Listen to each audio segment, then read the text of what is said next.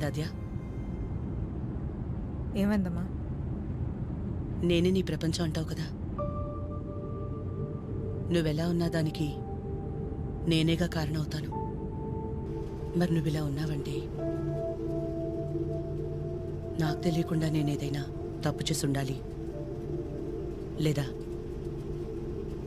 నీ ప్రపంచమైనా మారుండాలి. నా ప్రపంచము మారలేదు, నువ్వే తప్పు చేయలేదు.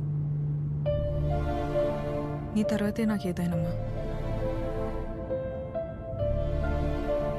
తన ఫ్యామిలీని తీసుకెళ్ళిపోమని చెప్పడానికి చిరుని కలిశాను.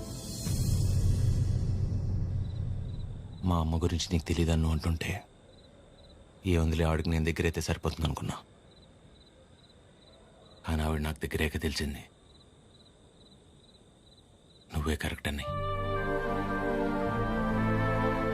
ఒకవేళ ఈ అమ్మ నీ విషయంలో తీసుకురా నిర్ణయం ఏదన్నా తీసుకుంటే ఆ గిల్ట్ని నేను తట్టుకోలేను. అందుకే ఎలా వచ్చాను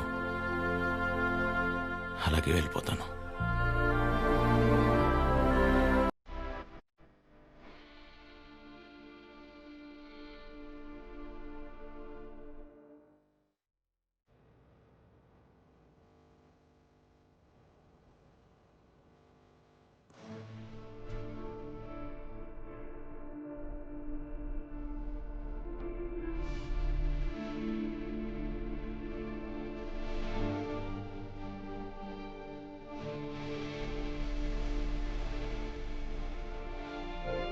కనీసం ఐ లవ్ యూ కూడా చెప్పకుండా మిస్ చెప్పిన వాడిని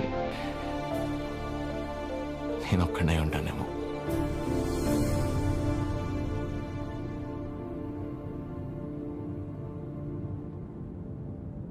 ఇప్పటిదాకా నేను ఒక్కదాన్నే నీ గురించి ఆలోచించాను, కానీ ఈ విషయంలో వాడు కూడా నీ గురించి ఆలోచించాడు. అనుకోకుండా ఆ తర్వాత రోజు ఏదేదో అయిపోయింది. అయింది చాలమ్మా. ఆంటీ వచ్చి ఏం నచ్చారు, అది నా దగ్గరే ఉండిపోయింది. కీర్తనకి ఇచ్చి పంపిద్దామని తీసుకొచ్చాను.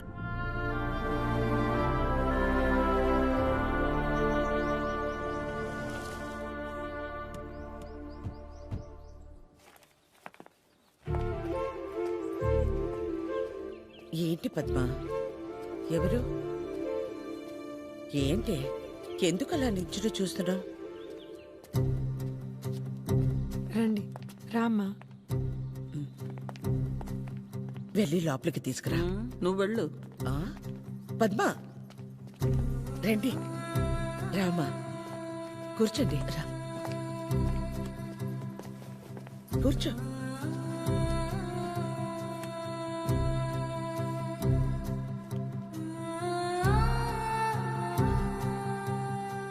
చిరు లేచిన వెంటనే నంబర్ తీసుకుని ఫోన్ చేద్దాం అనుకున్నాను.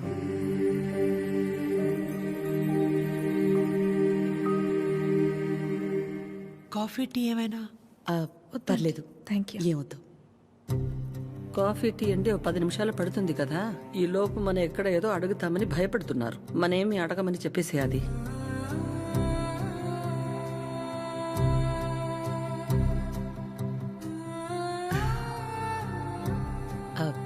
ఇంటికొచ్చినప్పుడు మీ చైన్ మా దగ్గరే ఉండిపోయింది, ఇచ్చెళ్దామని ఈ మధ్య.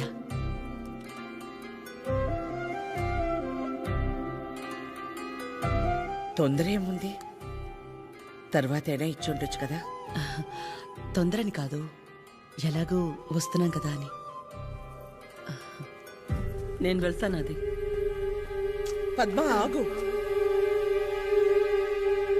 వాళ్ళు వచ్చారుగా. ఎందుకు అది ఉండి నేనుండబట్లేక ఏదో అంటాను, మళ్ళీ ఏదో అవుతుంది. నా వల్ల అయింది చాలదా? ఏదో బిడ్డవాడు కాబట్టి ఒక మాట కూడా అనలేదు. అదే వాడొచ్చి పద్మమ్మ నేను నీ కడుపున పుట్టుంటే ఇలాగే చేసేదాని వాడిని ఒక్క మాట అనుండే నా ప్రాణం తట్టుకునేదా? అందరి మనసులో ఉన్నదే కదా అది. నేను బయటికన్నాను, అంత మాత్రానికి అన్నెన్ని మాటలా?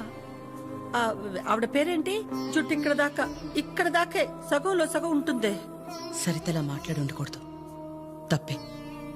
నా బాధ సరిత అలా మాట్లాడింది కాదు. అంత జరుగుతున్నా నువ్వేం మాట్లాడలేదు. అందుకే. ఏం మాట్లాడాలి పద్మ?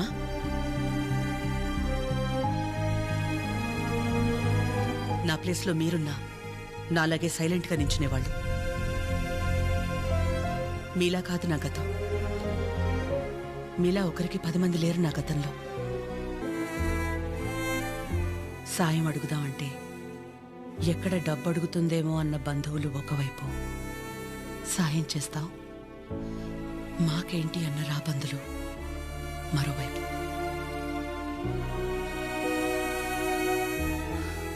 అయినా ఆగిపోకుండా ముందుకు నడిచానంటే ఒక్కో అడుగు ఎంత నరకమై ఉంటుంది. ఒకరిని నమ్మడం, దగ్గరవడం కాదని తెలిసి మనం బాధపడ్డం ఎందుకని నమ్మడమే మానేశాను. చాలా కాలం తర్వాత మీ చిరుని నమ్మాను, మీకు దగ్గరయ్యాను. మళ్ళీ అదే అంటే ఆ రోజు నేనేం మాట్లాడాలని ఎక్స్పెక్ట్ చేసావు పద్మ? వకుల, నువ్వు ఒక్కదానివైనా మేం 10 మంది అయినా పిల్లల విషయంలో మనం అందరూ ఒకటే. చిరు అనుకుంటే ఎంతసేపు మా అందరినీ కాదని ఎవరో ఒకరిని పెళ్లి చేసుకోవడం. ఆద్య అనుకుంటే ఎంతసేపు, కానీ మా అమ్మ 100% కరెక్ట్. తన తర్వాతే నాకు ఎవరైనా అని చిరుని మర్చిపో అంది. వాళ్ళకంటే ఎక్కువగా వాళ్ళు మనమే ముఖ్యం అనుకున్నారు. ఇలాంటి పిల్లలు దొరకడం మన అదృష్టం. వాళ్ళు కలిసి ఉంటే హ్యాపీగా ఉంటారని వాడిని పంపించామే తప్ప నిన్ను బాధ పెట్టాలనో మోసం చేయాలనో కాదు. నేను మాత్రం ఆలోచించినా ఎక్కడ నేను బాధపడతానేమోనని. తన ఇష్టాన్ని పంచుకోకపోగా నేను అపార్థం చేసుకుంటే కోపాన్ని కూడా చూపించకుండా తనలో తనే ఏడ్చిందంటే ఎన్ని కష్టాలిచ్చినా దేవుడు నాకు ఇలాంటి కూతుర్ని కూడా ఇచ్చాడని తెలుసుకోవాలనే కదా. అమ్మా, ఎందుకమ్మా ఇదంతా ఇప్పుడు? ఆపకాత్య, ఇలాగే కంటిన్యూ అయితే నేను నిన్నమ్మని పిలవాల్సి వస్తుంది.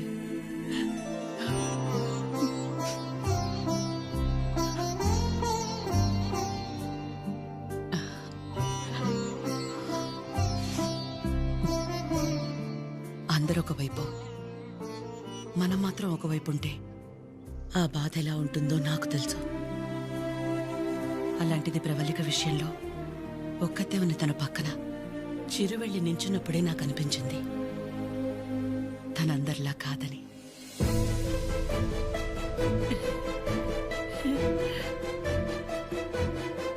తనంతటి తానొచ్చి మీ అమ్మాయి అంటే ఇష్టం అందుకే ఇదంతా అని చెప్పుంటే ఖచ్చితంగా క్షమించేదాన్ని కాదు. ఎప్పుడైతే తన వల్ల నాకు ఆజ్యకి మధ్య ఇంత దూరం కూడా రాకూడదనుకుని తన ప్రేమనే పక్కన పెట్టేయాలని నిర్ణయం తీసుకున్నాడో అప్పుడే తనకంటే ఆడవాళ్ళని గొప్పగా ఎవరూ అర్థం చేసుకోలేరని అనిపించింది.